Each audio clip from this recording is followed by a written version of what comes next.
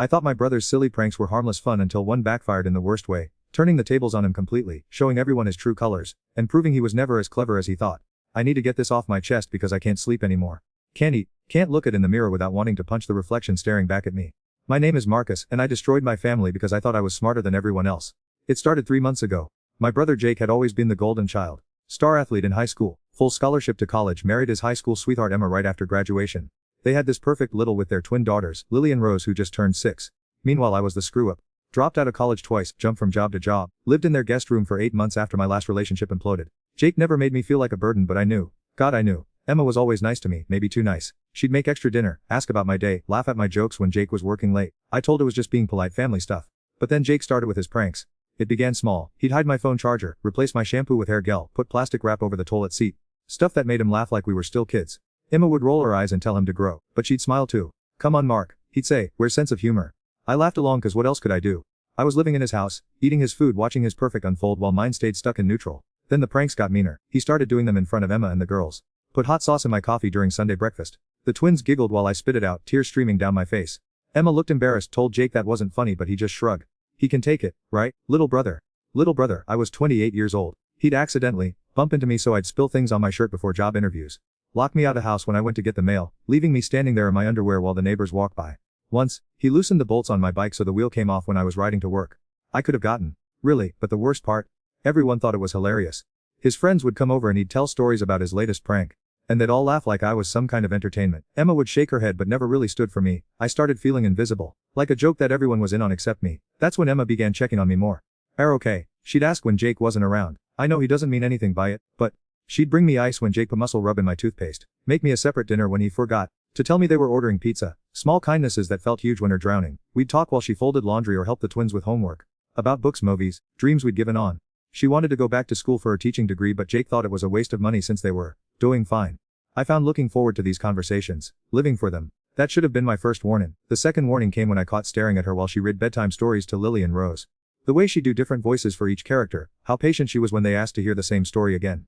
Jake would be in his office, working on his laptop or playing games online, missing these moments. I told I was just appreciating what a good mom she was. That's all. But late at night when I couldn't sleep, I'd think about what it would be like if she was reading to my kids instead. The third warning came when she started touching my shoulder when she talked to me. Nothing inappropriate, just friendly touches that lingered a second too long. I should have moved out then. Should have seen where this was heading and run. Instead I stayed and let believe that maybe, just maybe, she was as lonely as I was. The breaking point came last Thursday. Jake had planned his biggest prank yet. He'd convinced Emma to go grocery shopping and took the twins to his mom's house. Then he called me from work frantic. Mark, need to help me.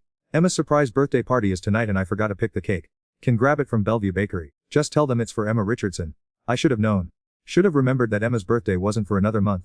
But I was so desperate to do something right, to help instead of being the family burden, that I jumped in my car immediately. The bakery didn't have any cake for Emma Richardson. When I called Jake to double check, he didn't answer. I drove home confused, and that's when I saw them. Jake's work buddies all hiding in the bushes around our house with cameras. My stomach dropped. I pulled out my phone and called the bakery again, asking if anyone had called about a prank involving a cake pickup. Oh yes, the woman said laughing. Some guy called this morning and paid us $50 to tell whoever came in that we didn't have the cake, then waste as much of their time as possible. Funniest thing, my hands started shaking. I sat in my car for 20 minutes, watching Jake's friends get into position, checking their phones, waiting for me to come home so they could film whatever humiliation Jake had planned. That's when Emma's car pulled into the driveway. She got out with grocery bags, saw Jake's friends hiding poorly in the bushes and her face went red with anger. What are idiots doing in my yard? She yelled. They scattered like roaches, mumbling apologies, leaving their phones behind in the grass. Emma stormed into the house just as I walked the driveway. Where's Jake? She demanded. I think he's planning some kind of prank, I admitted. Her face crumpled. Not angry anymore. Just tired. I can't do this anymore, Marcus. I can't watch him treat like this. It's not funny. It's cruel. She sat down on the couch and started crying.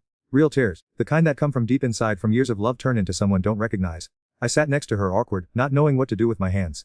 I'm sorry, I said. I know I should move out. I'm trying to save money for a deposit, but it's not fault, she whispered. None of this is fault. She looked at me then, really looked at me, and I saw something in her eyes that I'd been pretending wasn't there for weeks. The same loneliness I felt every night when I lay awake listening to Jake snoring through the walls. That's when it happened, the moment that destroyed everything. She leaned toward me, and I didn't pull away. Her lips touched mine soft and desperate, and for exactly 3 seconds I felt like I mattered to someone. Then the front door opened. Jake stood there with flowers in his hand, probably part of his elaborate prank setup, and his face went white. Behind him the twins bounced in, chattering about their day with Grandma. Mommy, Daddy, we learned how to make. Lily's voice trailed off as she saw us. Rose's mouth fell open. Emma pulled away from me like I was on fire, but it was too late. The damage was done. Jake dropped the flowers. The twins stared at us with wide, confused eyes that would never see their parents the same way again. And I realized that I'd just become the punchline to the cruelest joke of all. The one where I convinced that destroying my brother's family was somehow justified because he put hot sauce in my coffee. The silence lasted maybe 10 seconds, but it felt like watching my entire crumble in slow motion. Jake's face went through every emotion at once. Confusion, rage, disbelief. His mouth opened and closed like he was trying to process what his eyes were telling him. The twins just stood there, holding their little backpacks, not understanding why Mommy and Uncle Marcus were sitting so close, why Daddy looked like someone had punched him in the stomach. "Girls, go to room," Emma whispered, her voice shaking. "But Mommy, we want to show our..." "Oh," Emma screamed. I'd never heard her raise her voice before, never seen her lose control like that. Lily started crying immediately. Rose grabbed her sister's hand and they ran upstairs, their little feet thundering on the wooden steps. The sound of their bedroom door slamming echoed through the house like a gunshot. Jake finally found his voice. "Long," that's all he said. 2 words that threw the air like a blade. Emma couldn't look at him.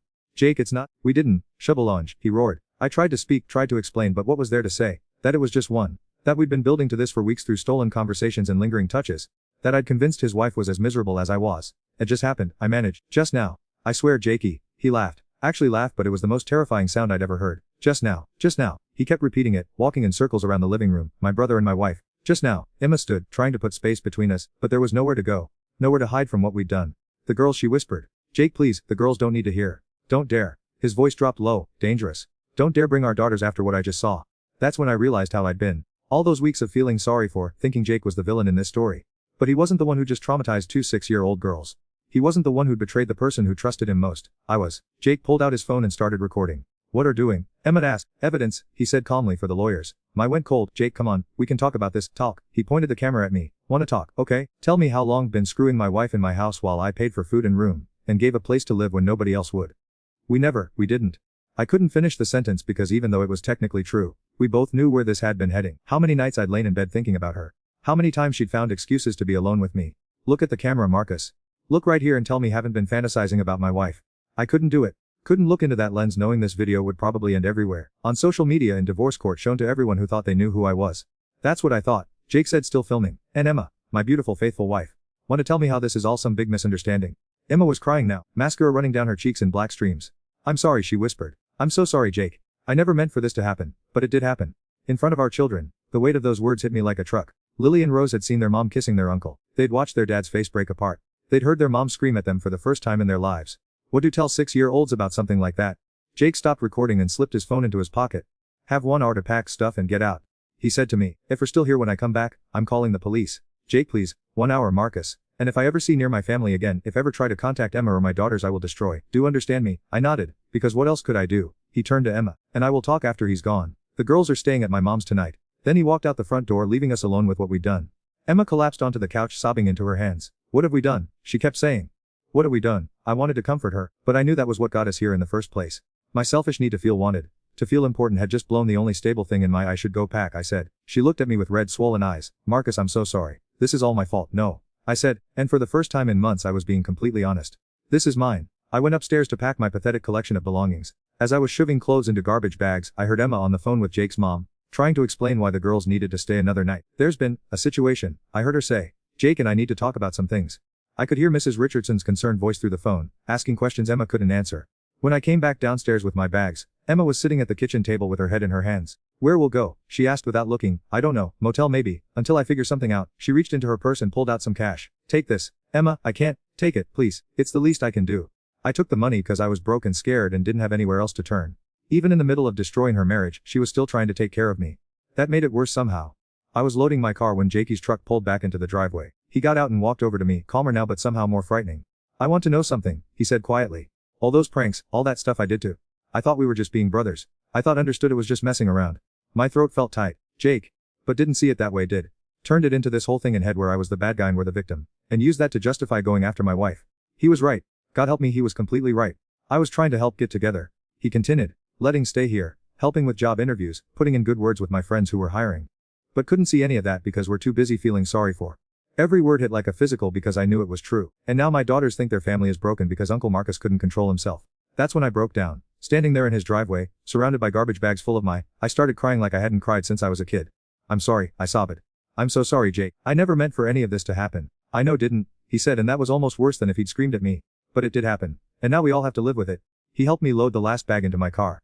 "For what it's worth," I said, "Emma loves, she really does. This thing with me, it wasn't about love. It was about loneliness and stupidity and stop, he said firmly. Just stop. Don't get to explain my wife to me. I got in my car and started the engine. Through the windshield, I could see Emma watching from the living room window, her silhouette framed by the warm light of the home I just destroyed. Jake leaned down to my open window.